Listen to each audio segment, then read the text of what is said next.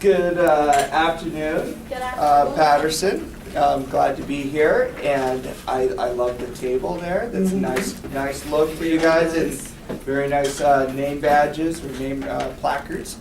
So just a little introduction. I am Brian Zemetel. I am a high school history teacher. Teach honors history. I also teach for Mojave Community College, and I teach at Arizona State University in Lake Havasu. And I'm also the We the People District 4 coordinator, and I've been involved with We the People for probably the last 15 years. Who knows? Stop counting. So I know. I'm an old man. I'm Pamela Neal. I'm a former probation officer. I worked for Maricopa County Juvenile Probation for over 20 years.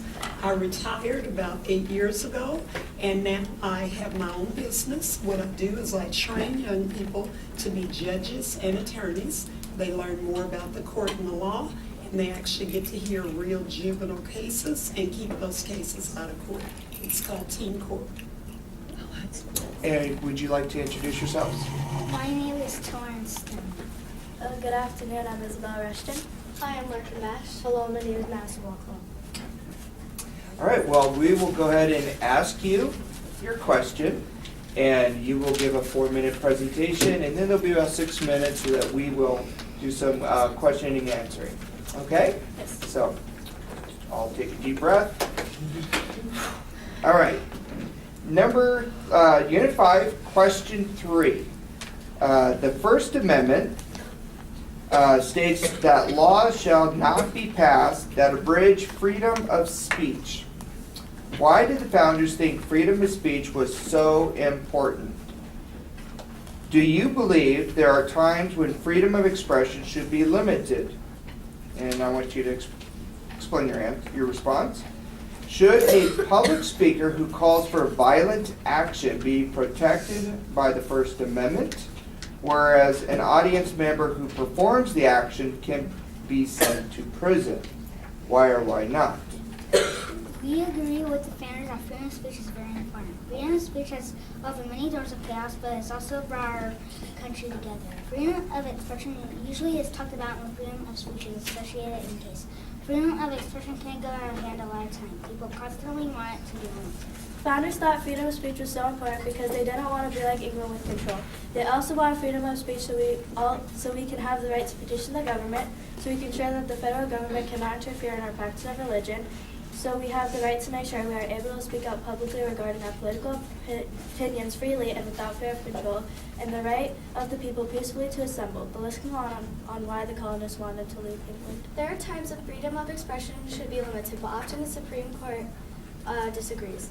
Freedom of expression is used in many situations for a good reason, but it can also turn into a very dangerous thing if you use it in the wrong way or for a bad purpose. For example, on December 12, 2017, on a public airplane, there was a lady in the bathroom that was caught smoking a cigarette, which can be very flammable on a plane. People on the plane urgently asked her to please stop smoking. The lady threatened all the passengers and workers that she would kill everyone. Some people think she is protected under the First Amendment right. However, when you consider time, place, and manner restrictions, she is endangering the safety of the entire plane. In the case Virginia v. Black 2003, U.S. Supreme Court looked at the issue of a cross burning after 3 people were arrested for violating a ban. In a 5-4 ruling written by Justice Sandra Day O'Connor, the Supreme Court held that while cross burning may constitute illegal intimidation, in some cases, a ban on the public burning of crosses would violate the First Amendment. A state may choose to prohibit only those forms of intimidation, O'Connor wrote, that are most likely to inspire fear of bodily harm, and the acts can be persecuted if the intent is proven, something not done in this case. So should a public speaker who calls for violent action be protected by the First Amendment, whereas an audience member who performs the action can be sent to prison? I think a person who yells in public and threatens to hurt an innocent person should be covered under the First Amendment. But when it comes to physically hurting a person, they are violating the law. For example, on September 14, 2017, celebrity chef Anthony Bourdain said that he would serve President Donald Trump a poisoned food named hemlock. Anthony never had an exact plan to feed Trump hemlock. If he had made an exact claim, then he would not be protected under the First Amendment. In Terminello vs. Chicago, 1939, a former Catholic priest brutally attacked Jews, communists, and liberals inciting a crowd. Whenever a scuffle broke out between audience members and protesters outside, the Terminello was arrested under a law banning speech causing riot, but the Supreme Court overturned his conviction by a 5-4 vote. Freedom of speech and expression is used as a defense in many cases. The Hate Crimes Prevention Acts make it a crime to physically harm a person based on their race, religion, national origin, gender, or sexual orientation. Today, the court's fighting words idea is still used to deny First Amendment protection to insults intended to provoke an immediate breach of the peace.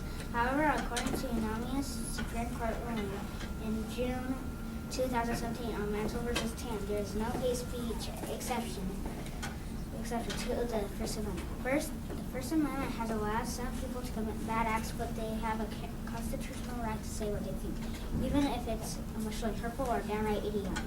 This is why the founders thought that this amendment was so important to the United States. Okay. All right. Can you give me an example where where speech, where a person who speaks out, who calls for violent action, can you give me an example of a type of speech that could be considered inciting violence, where somebody's rights of speech should or could be limited?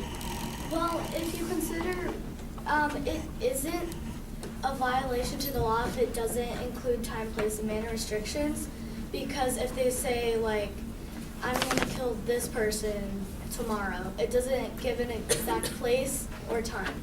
If it says like I'm gonna hurt this person tomorrow at this time at this place, then it would be a violation. Yeah, like if they had like an exact date and stuff, then yeah. Okay.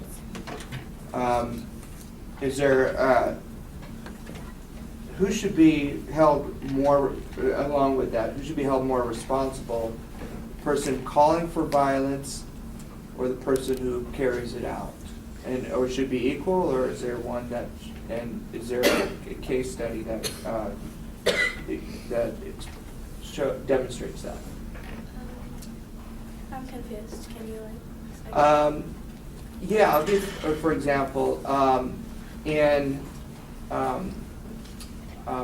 Ferguson, Missouri, okay, Michael Brown was shot and killed, and his father was very moved and upset, and he called for violence. He called for the town to be burned down. You know, he called to burn this place down, and people did. Okay. People did take action, and there was riots and things were. Should Michael Brown's father be held responsible for that, and should he be responsible for that action, the actions of others? I feel like they both should be held accountable because, well, it depends who called it. If he incorporated time, place, and manner restrictions, then I feel like he should be accountable. But if the people actually did it, then like if they actually like try to burn down the city, then they should also be accountable. And they didn't have to. They could have ignored him. I forgot what the man's name was, but recently a man in jail died because, well, he was in jail because he was telling his workers to kill people, but he wasn't actually the one killing them. But he was sent to jail, and the people who were actually killing they didn't. Charles Manson, they're the people who committed the crime. They looked at him as a leader, so whatever he said, they wanted to do whatever he said. So their fault. Yeah. So that's why they did it. That was one of the examples I was thinking of.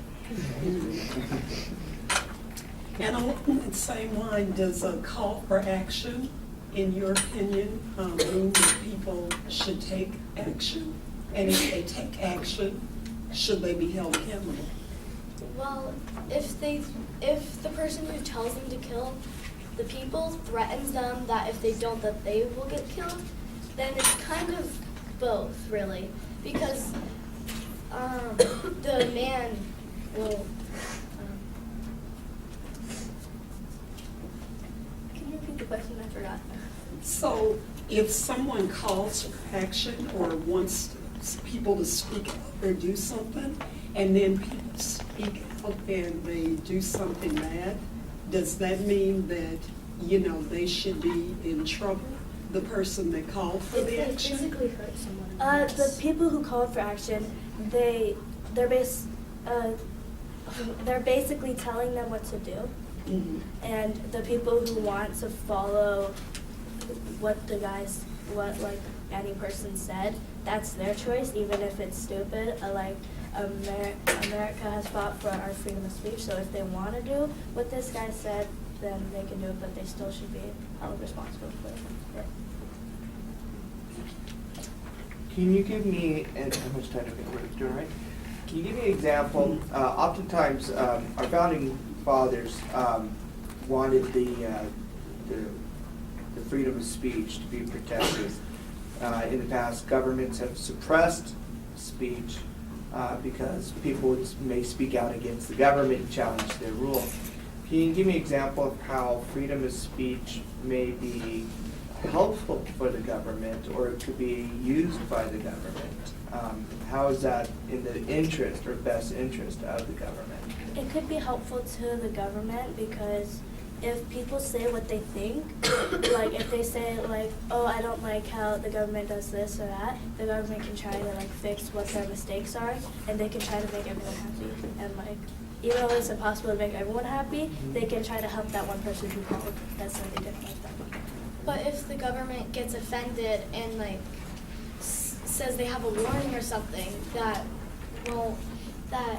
there's no such thing as hate speech, so it couldn't count for them Okay. for them to threaten, for the government to threaten them, because no such thing as hate speech. Okay. Do you have a right to not be offended? That's your choice and your opinion if you're going to be offended or not. Because you could ignore it and just go on with your life, or you can take it as an insult and hold a grudge for a long time. Well, we say in our class, we say life, liberty, and property. Nowhere in there it says like getting hurt if someone says something that offends you. Basically, anything can offend you. No, that's okay. Yeah, All right. it's great. I was just, Well, very impressed. I was thoroughly impressed. Today is the first day I've seen middle schools participate in this competition. Most of my experience has been with the high schools, and I would say that this team right here could compete with many of the high schools at the high school level. So very well prepared, and you are very mature and well thought out, and you really seem to understand not only the Constitution Amendment, but the laws that pertain to it, and case laws and laws that surrounding freedom of speech. So I was thoroughly impressed by that. and I would agree. I am very impressed. This is the first time I've actually been part of judging with the competition at all, but you all were very impressive. I wrote down, wow, impressive. I was mostly impressed by the fact that you took the old school and you integrated it with the new school.